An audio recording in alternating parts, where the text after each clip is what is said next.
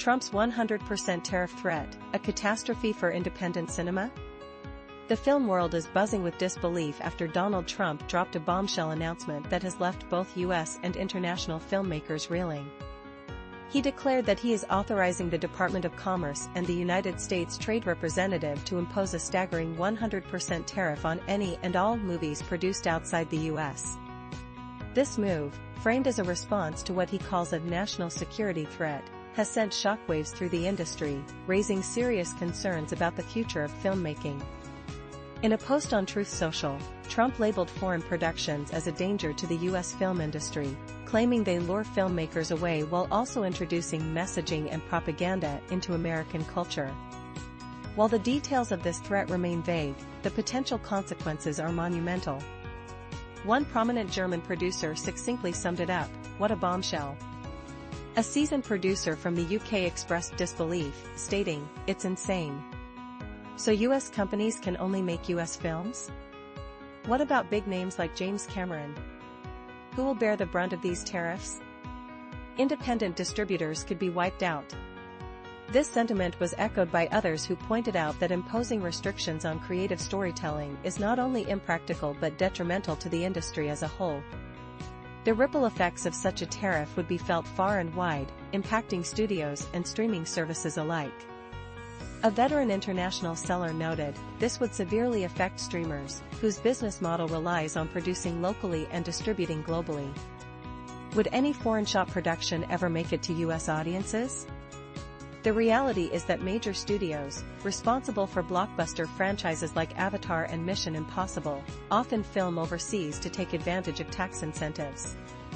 The Motion Picture Association, MPA, has yet to comment, but many in Hollywood are watching closely, wondering if this will prompt a backlash against the president. Industry insiders speculate that Trump's announcement is more about creating confusion than actual policy. One US distribution executive remarked, "I can't see his target here other than confusion and distraction. Let's hope this encourages much-needed increases in US state tax incentives instead." A film financier added, "I agree with the goal of keeping production in the US, but tariffs will only suffocate the industry. We need rebates, not tariffs." This could lead to a historic drop in production volume. A French distribution expert warned, "This will kill the US industry faster than anything else. It will raise production costs for US films that are already struggling internationally." A smarter approach would have been to create incentives for shooting in the US, but I'm not sure that level of intelligence is present here.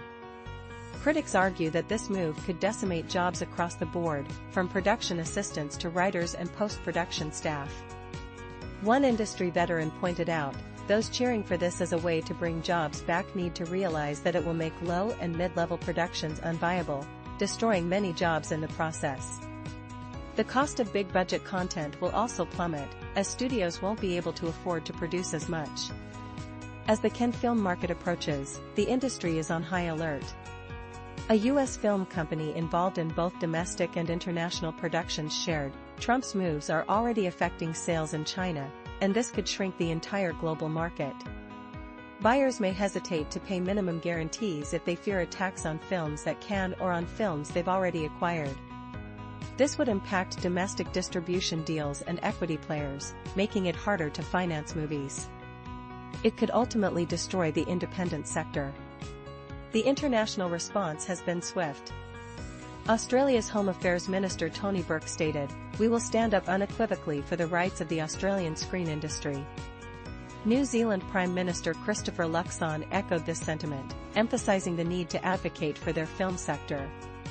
In the UK, Caroline Dinenage, chair of the Culture, Media and Sport Committee, warned that making it harder to film in the UK is not in the best interest of American businesses, urging ministers to prioritize this issue in ongoing trade negotiations.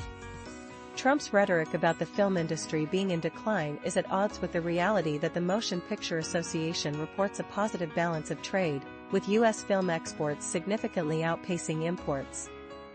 As the industry grapples with this unexpected threat, one thing is clear: the stakes have never been higher, and the future of filmmaking hangs in the balance.